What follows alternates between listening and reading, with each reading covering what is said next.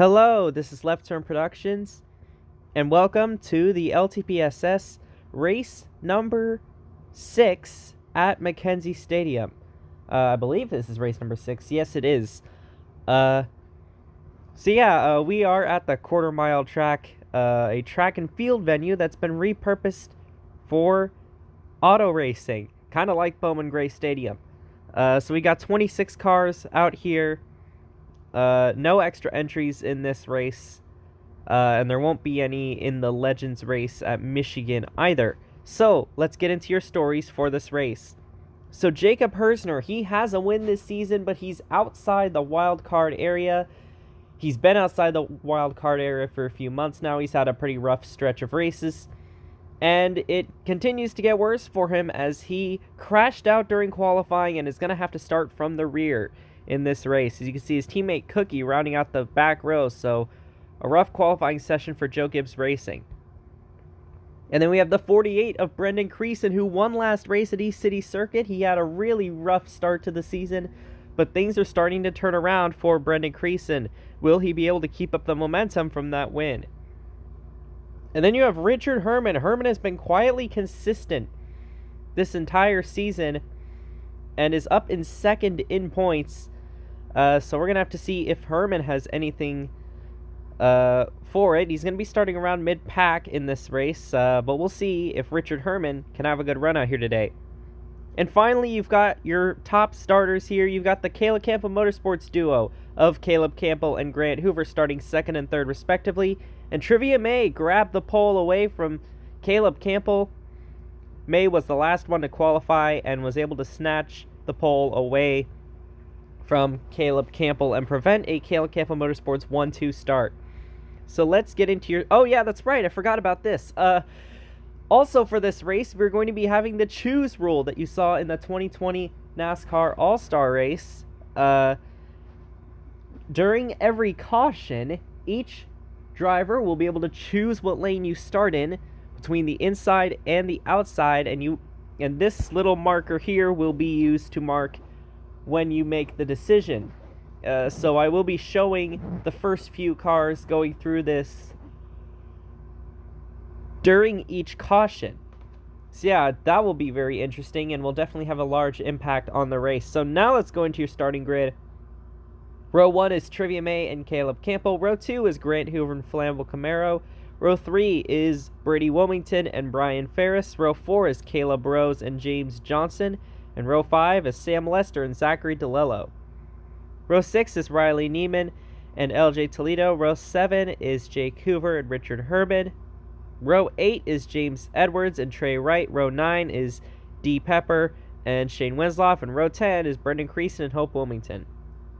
Row 11 is Scarlett Rose and Ray Alton. Row 12 is Game Player 88 and Jeff Toledo. And rounding out the field is Cookie and Jacob Hersner. So 16 laps here at McKenzie Stadium. Pace car pulls off. Trivia May and Caleb Campbell lead them to the line here to start the first lap. As you can see the field fly by here for the first time. Inside lane is going to be the dominant lane here. There's no banking whatsoever, and Trivia May is going to lead the first lap.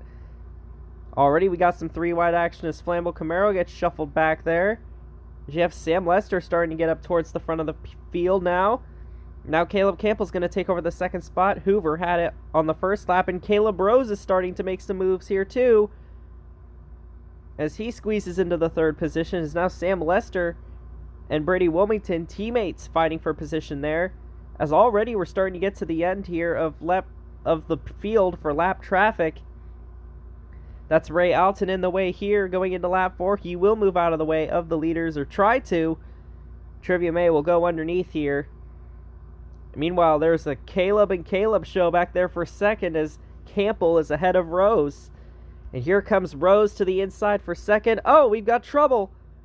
Just as they complete lap number 4, we've got the first caution of the race, and it's Brian Ferris who impacts the outside wall in turns 3 and 4. He got spun around by, I believe, the 37.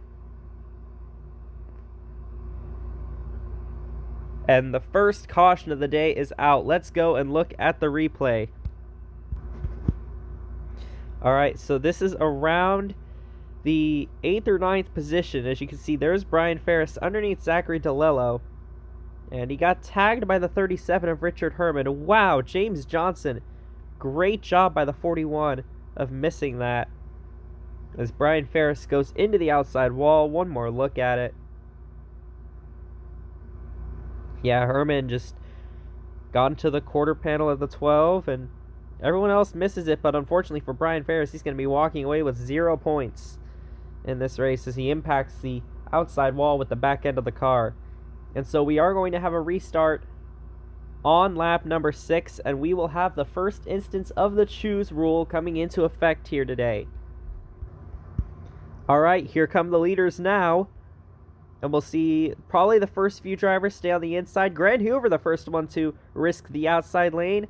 Flammable Camaro, Brady Wilmington all go to the outside. And everyone else here in this front pack will go to the inside. And we might see a few other drivers up on the outside. So we're getting ready for the restart here on lap number 6. Trivia May and Grant Hoover lead them off. Trivia May got a decent launch as the Caleb Campbell Motorsports cars are side by side.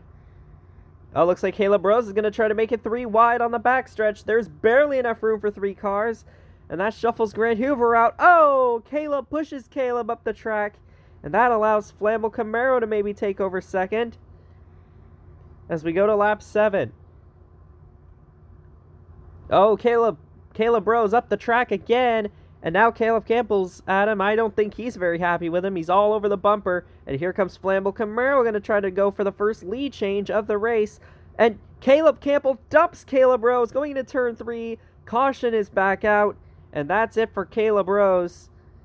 Once again, a single car incident in turns 3 and 4. Except this one looked a little more intentional. A couple laps prior, Caleb Rose overshot turn 3 and shoved Caleb Campbell up the racetrack. And then he overshot turns 1 and 2 and got in the way of Caleb Campbell. And so in turns 3 and 4 here, Caleb Campbell just hooked him. Tempers flaring already as it is a short track race. That usually happens. And right before the midway bonus too. So that's going to really sting for Caleb Rose, who is pretty far down in the points. Not like super far down, but he definitely needed the points. As he was looking on the he was on the outside looking in for the wild card cut and hasn't had a win yet. So let's look one more time. I mean, Caleb Campbell hooked him.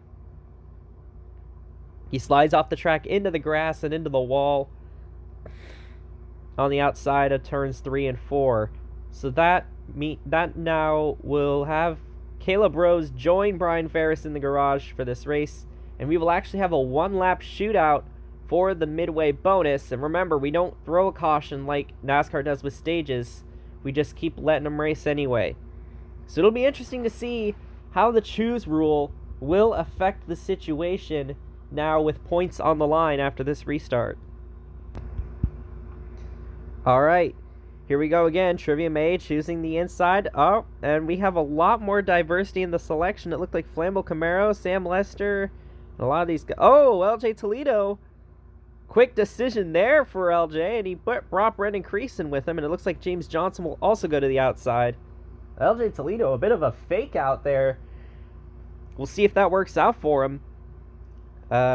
These guys on the outside obviously looking for track position here, because they only need to go 1 lap as the pace car is going to roll off.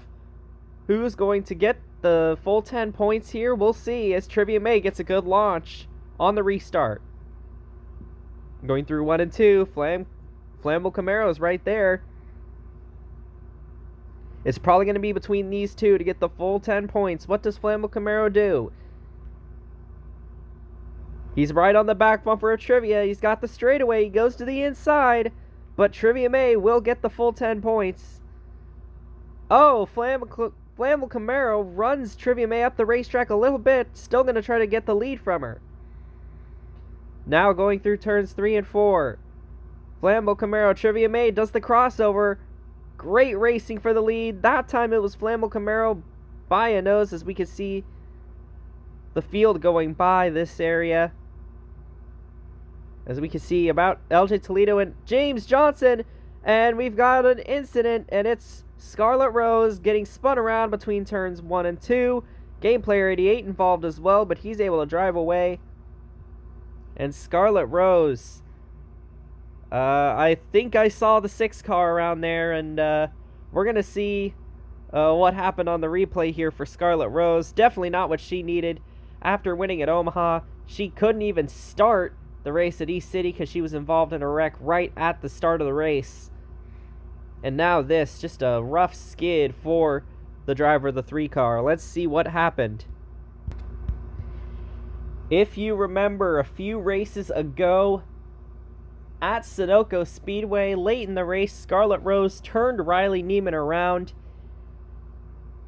And Riley Neiman was very, very angry about it and swore to get revenge on Scarlet Rose. And after a couple of races where the 2 drivers weren't even really near each other, the 6 finally found the 3 on the racetrack and just spun her out. Some more tempers flaring here.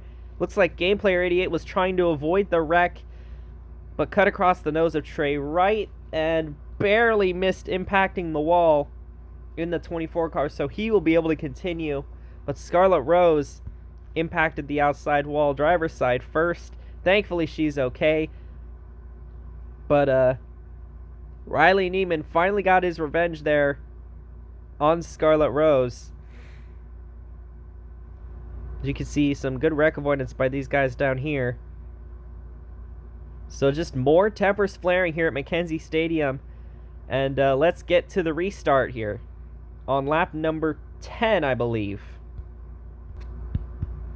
Before we get to the restart, I just want to show off the Midway results at the end of lap number 8. Trivia May got the full 10 points, and then it was Flammable Camaro, Grant Hoover, Brady Wilmington, Sam Lester, Caleb Campbell, Brendan Creason, Jake Hoover, Zachary DeLello, and LJ Toledo got the last point from the Midway.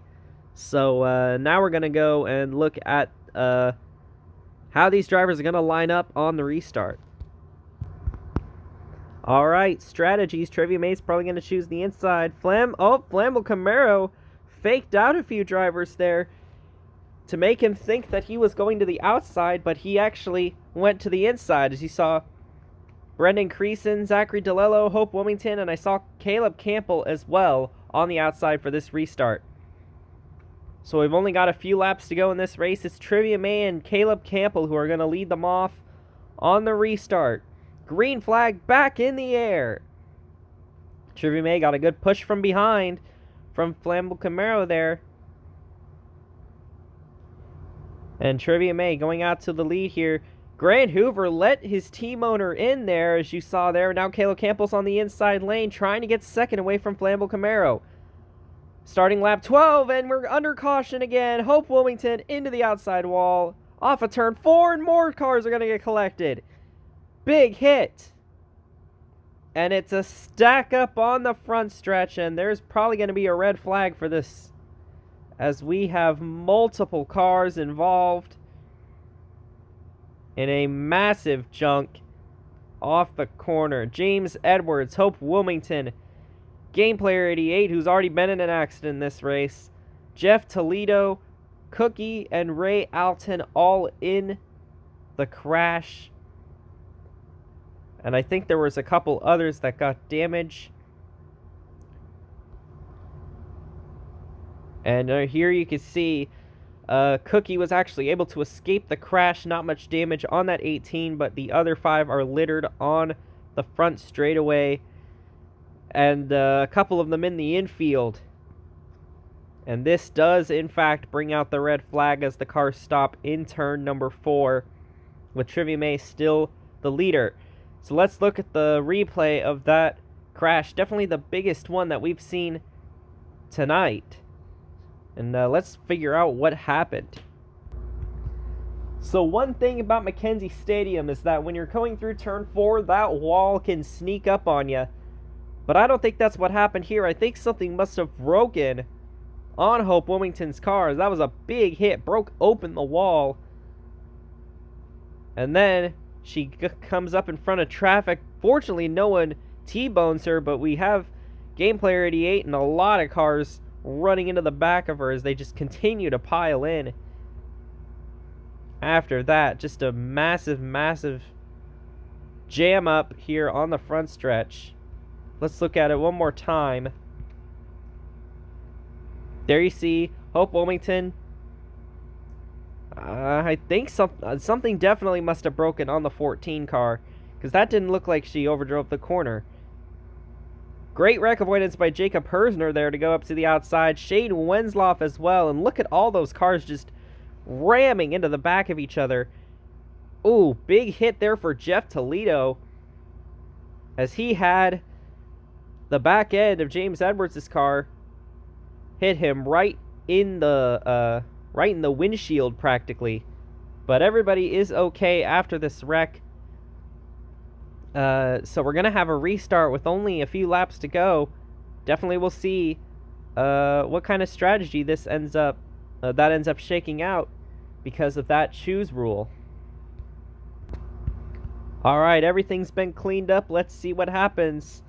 Trivia May on the inside, Flam on the inside, Caleb Campbell on the outside. And we have a few more takers of going to the outside, including the 62, the 38, the 42, and the 47. So we're going to have a restart in the waning stages of the race, I believe, with only 4 laps to go. Trivia May and Caleb Campbell once again lead them off. 4 laps to go here at McKenzie Stadium. Trivia May once again gets a good launch. Flammable Camaro goes back up to second. And just like the previous restart, Caleb Campbell will slot into third place. It's very likely going to be between these 3 drivers. Trivia May has been the dominant car of the day. Comes down and blocks Flammable Camaro going into turn 1. 3 laps to go. Oh, and Flammable Camaro bumps Trivia May up the racetrack, and Flammable Camaro will take the lead.